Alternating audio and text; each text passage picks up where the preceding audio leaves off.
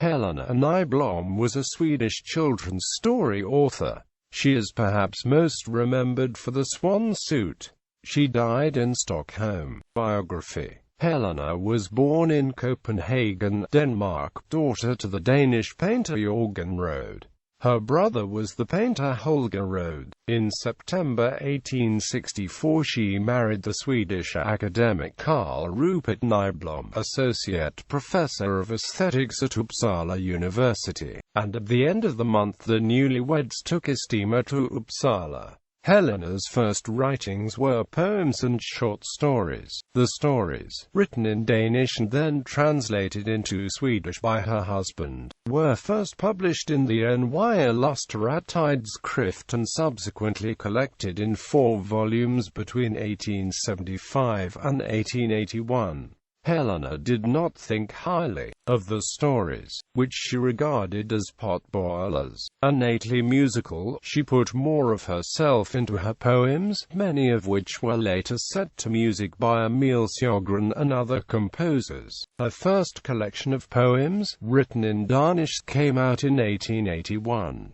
It attracted attention not just in Denmark, but also in Sweden, where it was praised by the poet Carl Snoilsky. She published her first fairy tales in 1897, when she was 54 years old. In all she wrote more than 80 fairy tales, in which she mixed Swedish folklore, ancient myths and romantic motifs. Many of her tales contain clear feminist messages. Besides publishing her own collections, she also contributed to the Swedish Folklore and Fairy Tales Annual Among Gnomes and Trolls, where many of her tales were illustrated by John Bauer. Conversion to Roman Catholicism. In 1895 Helena converted to Roman Catholicism in St. Eugenia's Church. The conversion received great attention in the media and she endured much criticism in her circle of friends to have fallen for Rome. Her husband, himself not a Catholic, however, took her publicly in defense of the Catholic minority in Stockholm, was proud of the famous convert. Because Nyblom converted in adulthood, her children were educated in Church of Sweden, but a son converted later in life and gave rise to a large Catholic family. Death. Helena Nyblom is buried in Uppsala Old Cemetery.